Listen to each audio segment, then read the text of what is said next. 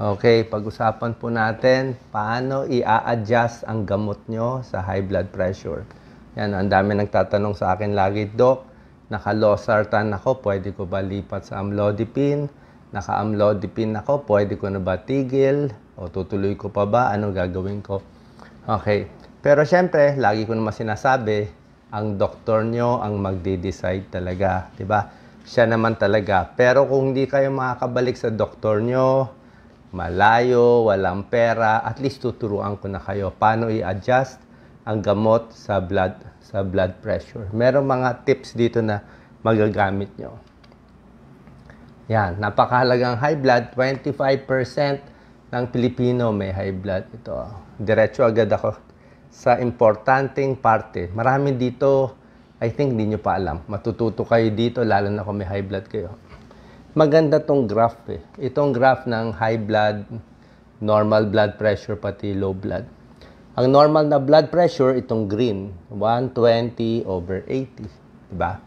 So, ang ibig ko sabihin, pag kayo ay may high blood, diba? Naka-maintain kayo ng amlodipine, naka-maintain kayo losartan, or whatever, meron kayong combination, at ano pa, kung naka-maintain na kayo ng ilang buwan, ilang taon. Tapos ang blood pressure nyo, 120/80, ang gagawin nyo ay tutuloy nyo lang ang gamot nyo. Marami nagtatanong, Doc, normal na blood pressure ko, titigil ko na. Siyempre hindi. Ibig ko sabihin, kaya nga bumaba mula sa mataas na blood pressure, 160 ka dati, nababa mo na 120/80, dahil nga sa gamot. Usually, amlodipine yan. Tapos, ano mangyayari pag tinigil mo? Pag tinigil mo, tataas ulit. Tataas ulit yung blood pressure mo tulad ng dati kung hindi mo babaguhin yung lifestyle mo. Tsaka syempre nagkakaedad tayo. Ganun po talaga yon. Okay? So, pero kung nagpapayat ka naman, namayat ng 10 pounds, tapos binawasan mo alat mo, nag-vegetarian ka, pwede natin bawasan. Pero ang point ko, pag 120/80 ka, nakatake ka ng gamot, tuloy-tuloy yung gamot. Hindi po tinitigil. Maganda po yon.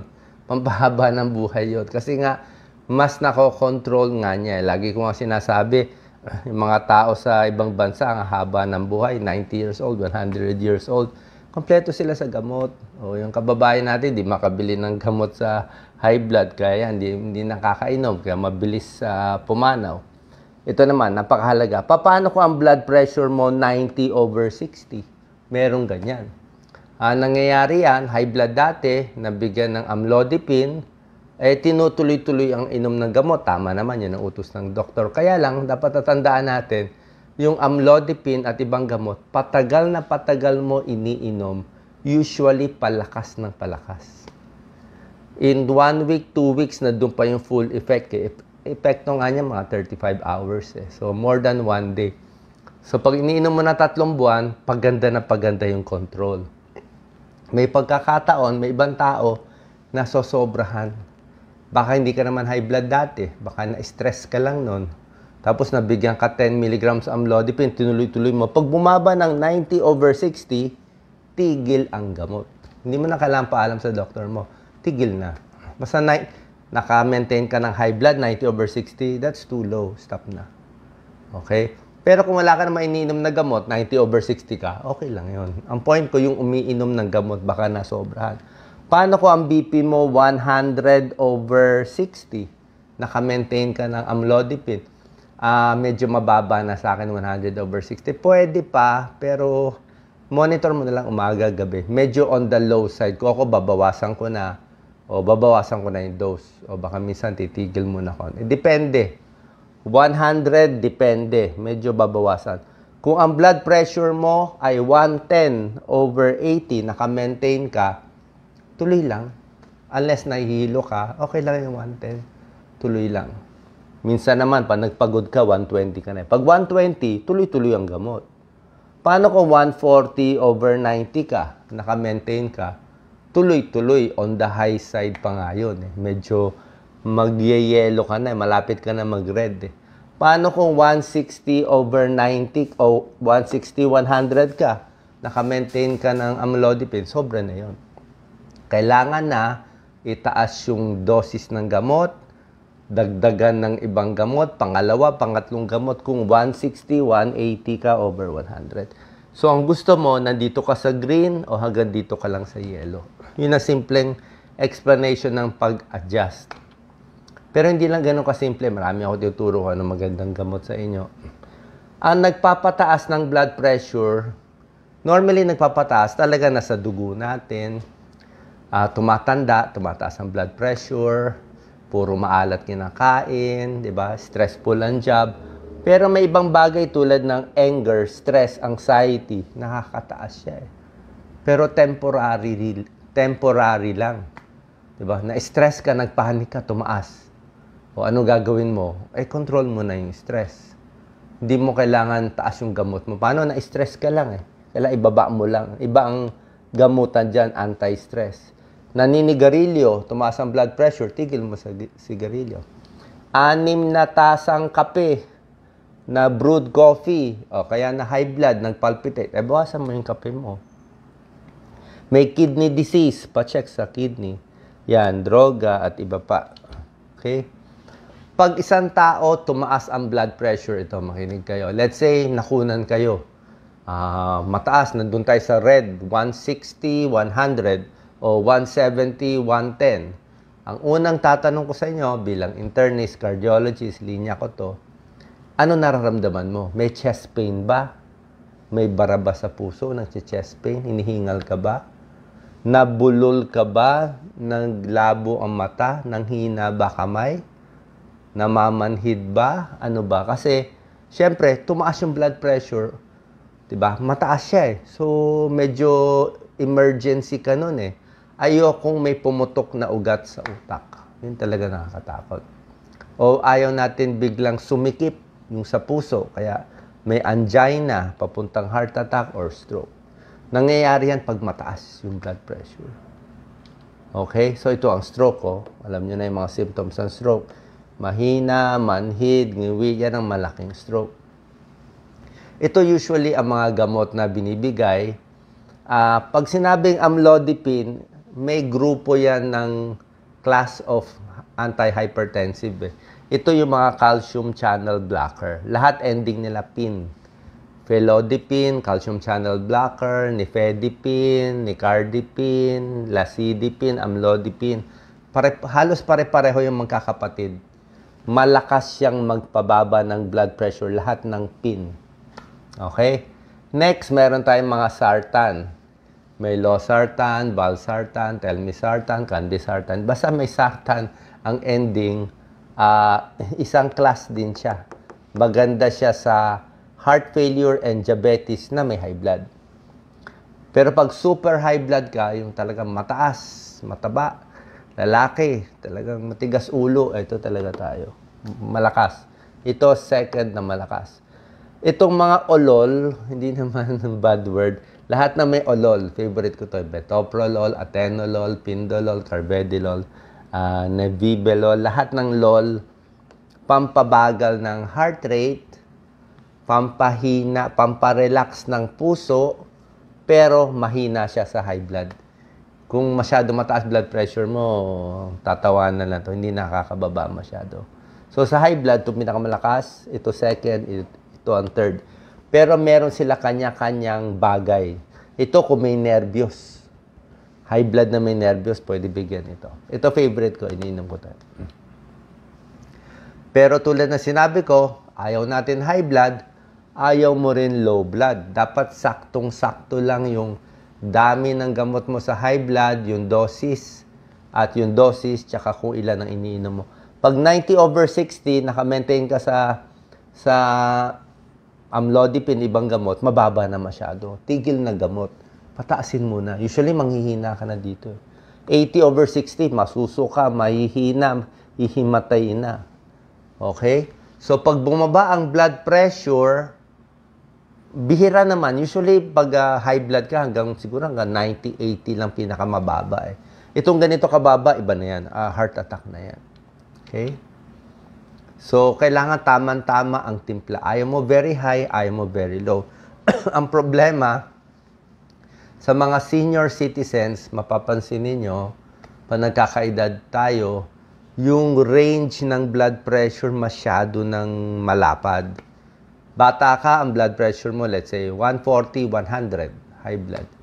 Pag matanda na, 70 years old, ang blood pressure, 170 over 60. Maraming ganon. 170, mataas yung una, 60. O, minsan 170 over 50. Ang layo na ng difference. Bakit? Yung mga artery natin, matigas na siya. Medyo stiff na siya.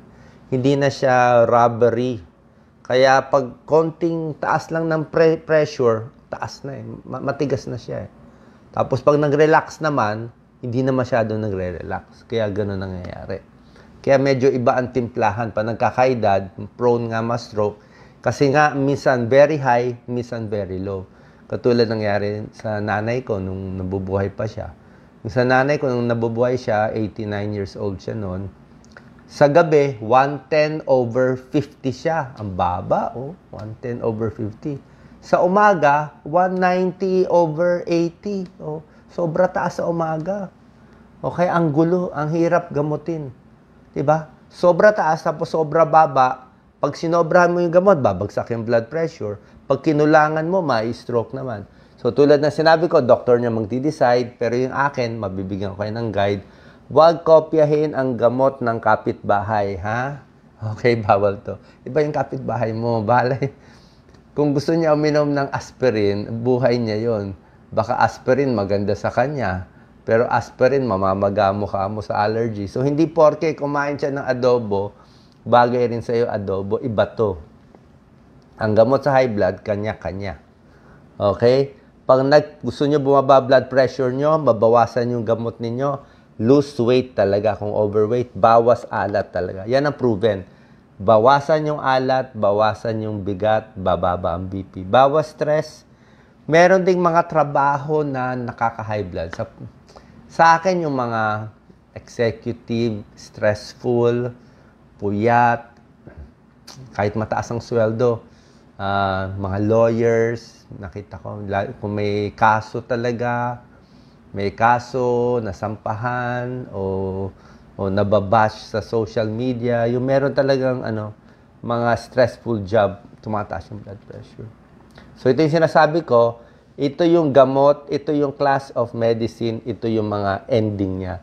Tinuro ko na sa inyo, di ba? Calcium antagonist, PIN, amlodipine. Beta blocker o LOL, metoprolol. ARB, angiotensin receptor blocker, sartan, valsartan. Meron ding ACE inhibitors. Actually, favorite ko itong ACE inhibitor. ACE inhibitor, mga pril, captopril, enalapril, lisinopril, perindopril. Ako, mas gusto ko to, medyo luma-luma to. Halos pareho naman itong dalawa.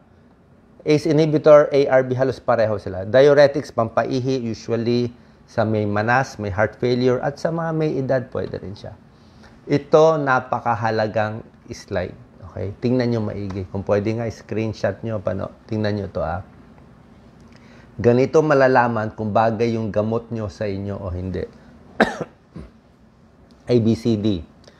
Ang mga ACE inhibitor, pril, lahat ng may pril, at mga ARB, sartan. Basta ang gamot mo, losartan, enalapril, captopril, or any of the sartans, maganda dito, bawal dito. Okay?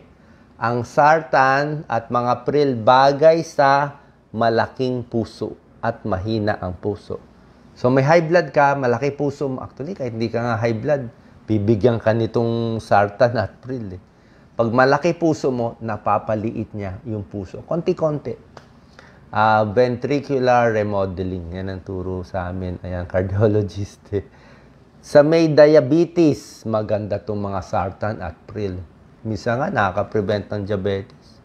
Sa may kidney disease na mild lang. Ulitin ko, mild kidney disease. Siguro stage 1, stage 2. Pwede itong sartan, pwede ito.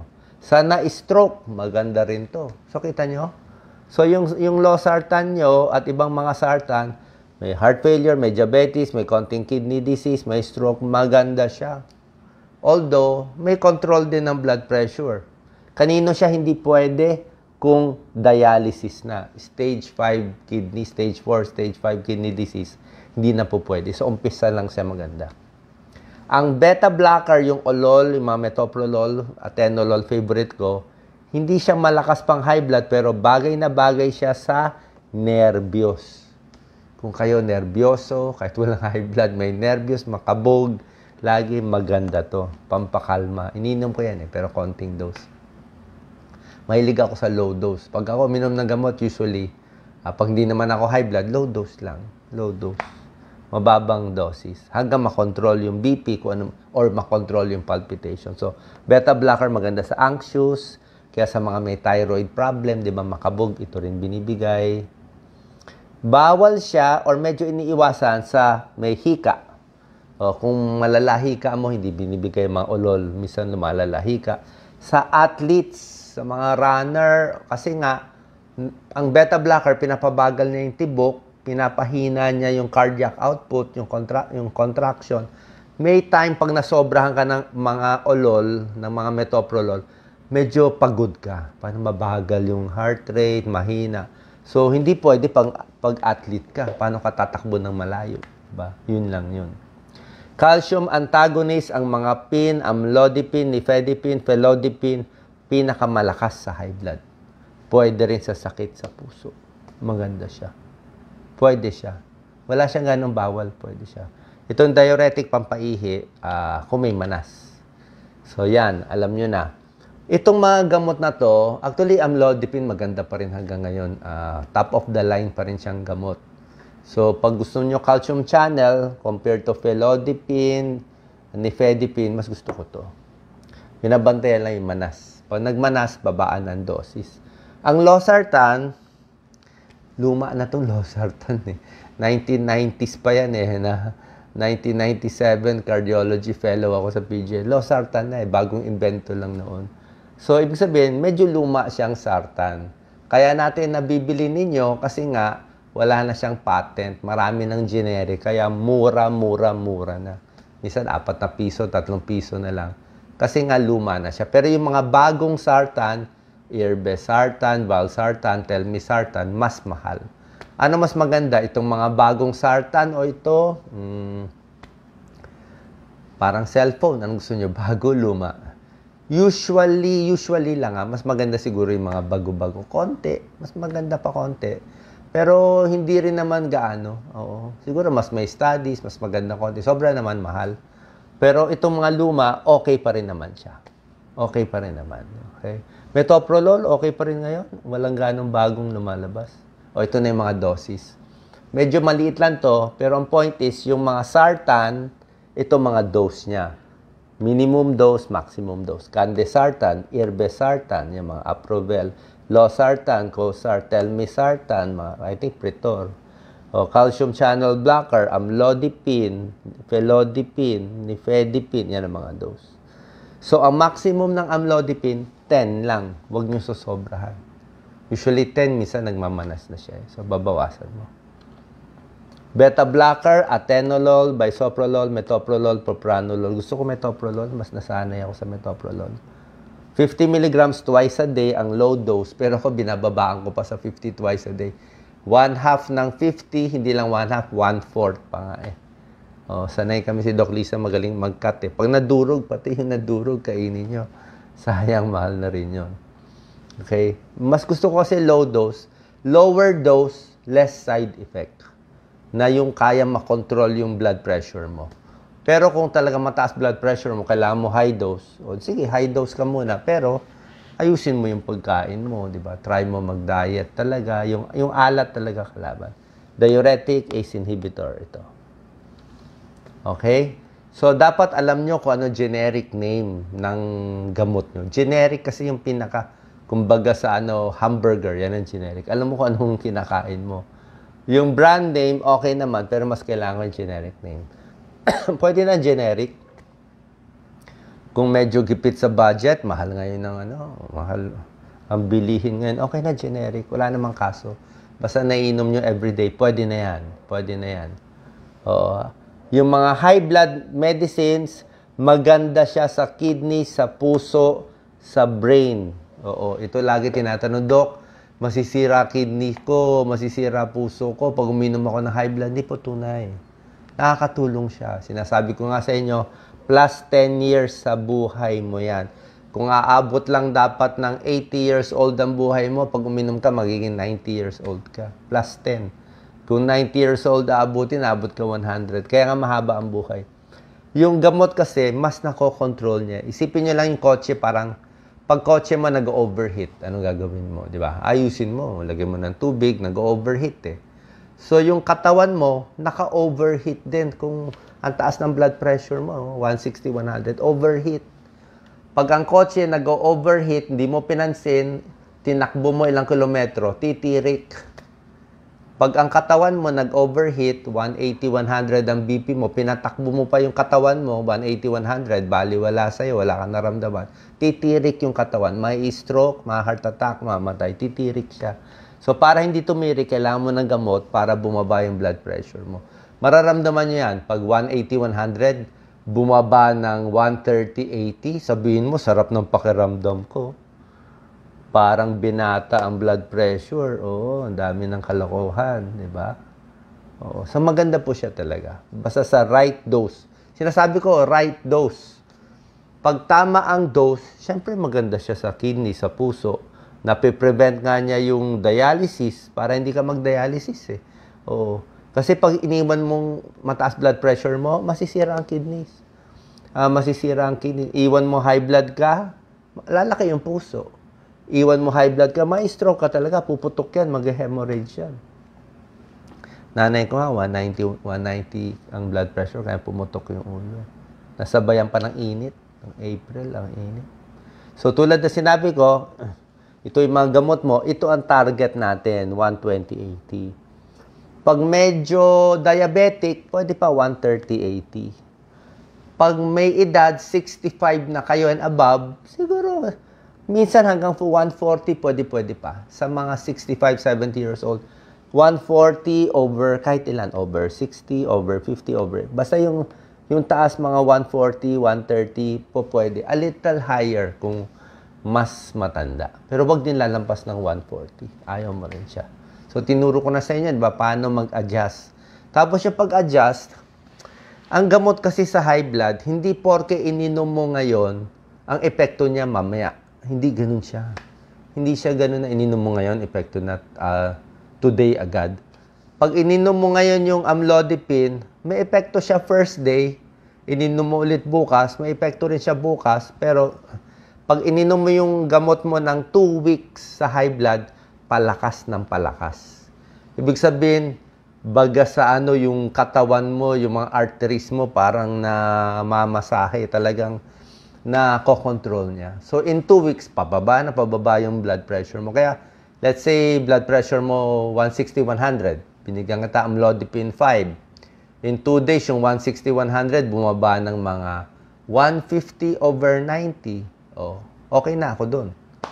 Diba? Kahit mataas pa, sabihin ko, okay lang yun. Hintayin mo 2 weeks. Hindi porke 150/90, sabihin mo, Dok, kulang ang dose. 5 lang binigay mo. Hindi, okay na yung 150/90. In 2 weeks, bumalik ka at 5 milligrams ng amlodipine, bababa na yan. 140/80, 130. Patagal na patagal, baga sa mas nakababad. Kung nagluluto ka ng adobo, mas nakababad. Mas nanonood sa katawan. Kaya in 2 weeks ang epekto. Kaya nga pag tinigil yung gamot sa amlodipine, minsan di pa tataas agad. 2 weeks din bago tumaas ulit. Okay? Meron pa tayo isang problema. Problema natin, morning hypertension. Ito ang sinasabi ko. Sa umaga, ang taas ng blood pressure. Sa gabi, ang baba. May taong ganun. May tao, makita na yung doktor, nakaputi. Ayaw ko nga magputi. Naha-high blood na. White coat hypertension. May tao, ma-nervous lang, high blood na. Makita yung boyfriend, makita yung amo, high blood na. Diba? So, pag nagbakasyon, low blood naman. So, depende. Morning hypertension, usually mga may edad. Yan, no?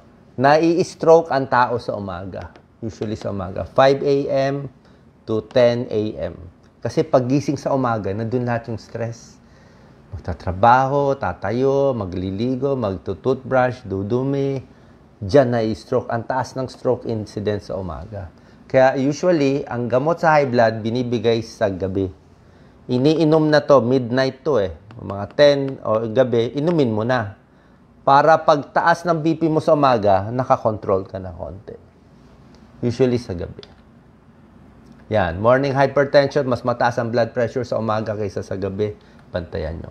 Pero hindi lang morning hypertension ang problema. May ibang tao, daytime hypertension na stress sa trabaho. Meron naman, sa gabi natutulog na high blood, ito yung mga may sleep apnea. Humihilik, ang lakas humilik, hindi makahinga, kailangan ng CPAP machine, may insomnia, binabangungot, sa gabi naman ang target. Meron din gano'n. Para bumaba ang blood pressure, bukod sa gamot, diba, sinabi ko, ina-adjust, tinuro ko na sa inyo, kung kailan tinitigil, 90/60, sobra baba, 120/80, 130/80 target natin. Siyempre, relax muna, upo. Okay? Relax. Pag nirelax mo sarili mo, ito, deep breathing lang. Kaya na high blood ka. Namamaga yung ulo mo. Di ba? Usually, mamamaga yan And let's say, may nakaaway ka, nakipagsigawan ka, namamaga yan. Pag chinek blood pressure mo, taas yan. 150/110 yan. So, gawin mo, upo ka lang, gamitin mo yung utak mo para maligtas ang buhay mo. Hinga lang. Hinga ng mabagal, 5-6 seconds. Pigil. Pigil. Puno yung baga. Pigil. 4-5 seconds. Exhale. Gawin mo mga 2 minutes, 3 minutes. Tuloy-tuloy lang. Slowly lang. Huwag mo na isipin yung inaway mong tao. Isipin mo lang yung paghinga mo. Mag-isip ka ng magandang lugar, nasa probinsya ka, kalmado, bata ka pa ulit, naglalaro ka ng bata ka. Imagine mo nung lumang panahon, relax. Kalimutan mo muna yung away ngayon, yung gulo ngayon, yung anumang problema. Basta ilagay mo yung utak mo sa magandang lugar, yung paghinga mo, bagalan mo, unti-unti, 15 minutes, bababa blood pressure mo, mga 20 points. Merong mga music, i-check nyo sa internet, may music na pampakalma Makinig ka lang ng mga instrumental, na mga dagat, tubig, alon, ibon. Diba? Yung tunog ng ibon, meron ganyan mga ambient sounds. Huwag masikip ang pantalon, umihi. Pag na-high blood ka, pumunta ka, magpahinga, punta ka sa rest. Ano yung rest? Restroom. Kaya nga tinawag na restroom pahinga. Kaya tinawag na comfort room, binibigyan ka ng comfort Yan ang favorite place ko. Ilabas mo lahat ng ihi, relax. Pag ihing-ihi, high blood. Kung uminom ka na maraming kape, tigil. Kung naninigarilyo, tigil. Luwagan yung baro.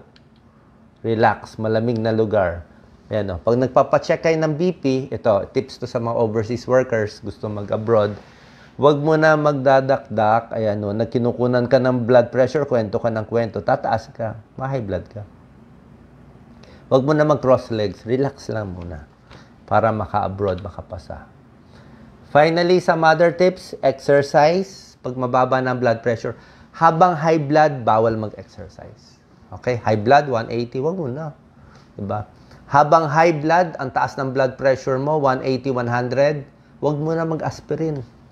Oo, yung aspirin, kung bibigyan ka man ng aspirin, pag mababa na yung blood pressure, hindi yung sobra taas.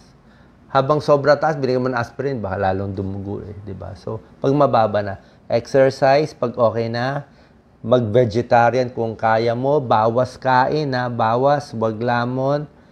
Yung BP kasi, ganito.